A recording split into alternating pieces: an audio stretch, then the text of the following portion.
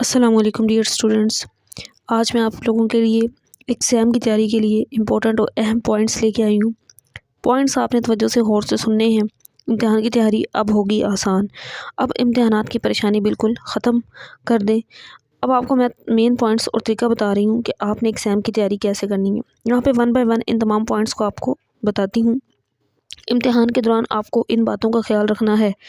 Paper हल करते वक्त जल्दबाज़ी से गुरेज़ करें, मतलब जल्दबाज़ी में पेपर ना करें। अब अक्सर बच्चे क्या करते हैं, उनके पास क्वेश्चन पेपर आता है, वो थोड़ा-सा क्वेश्चन पढ़ते हैं, वो कहते हैं जी ये वाला तो मुझे आता है, वो पूरा क्वेश्चन नहीं पढ़ते, थोड़ा-सा स्टेटमेंट को चेंज किया गया होता है, इस तरीके से उनका आंसर रॉन्ग हो जाता है। लिखते वक्त भी जल्दबाज़ी ना करें, सोच समझ के लिखें। आपके पास अच्छा खासा टाइम होता है, मैनेज करके टाइम करें ना, कि इस क्वेश्चन को मैंने इतना टाइम देना है, इस क्वेश्चन को मैंने इतना टाइम देना है, तो आप पेपर ईज़िली और आराम से इत्मीनान से कर सकते हैं। सेकंड पॉइंट जिसका आपने ख़ास तौर पर ख़्याल रखना है, वो ये है जवाबात मुख्तसर, वाज़िया और टू द पॉइंट हों।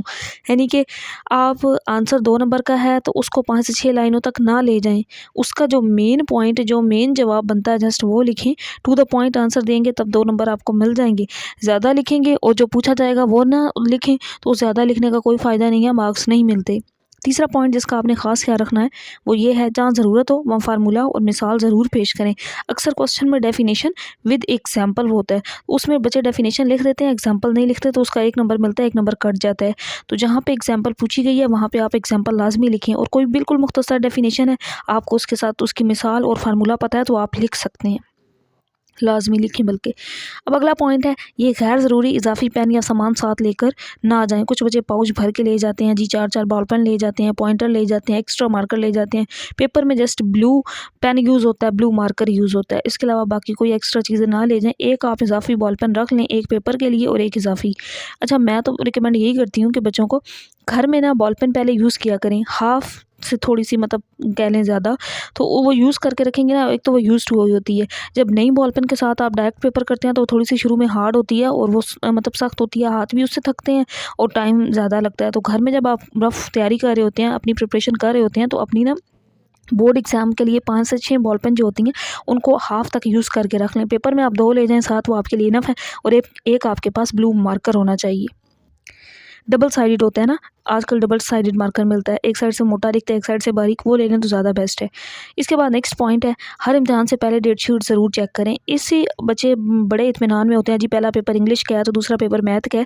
हालाँकि डेट शीट जो है वो इधर-उधर से सुनी हुई होती है, या फिर जो पहले आई होती है चेंज भी हो सकती है। तो हर पेपर देने के बाद अगले पेपर की प्रिपरेशन से पहले अपनी डेट शीट लाज़मी चेक करनी है कि नेक्स्ट पेपर किस सब्जेक्ट का है।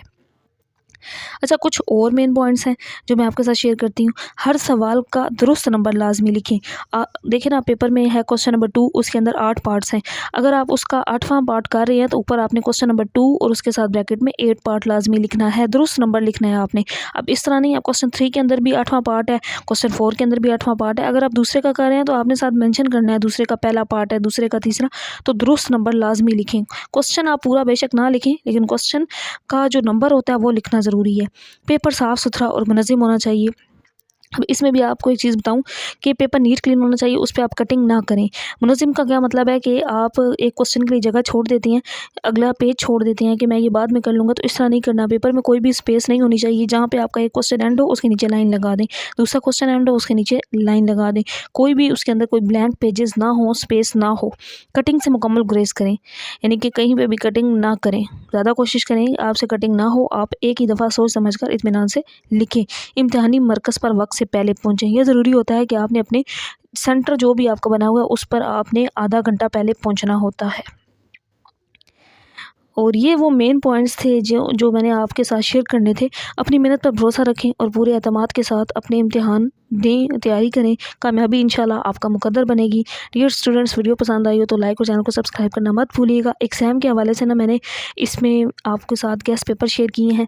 अच्छा, एक चीज़ आपके साथ क्लियर कर दूँ कि अगर पेपर में जैसे क्वेश्चन नंबर 2 है, उसके अंदर 9 पार्ट हैं, 9 में से आपने 5 करने हैं।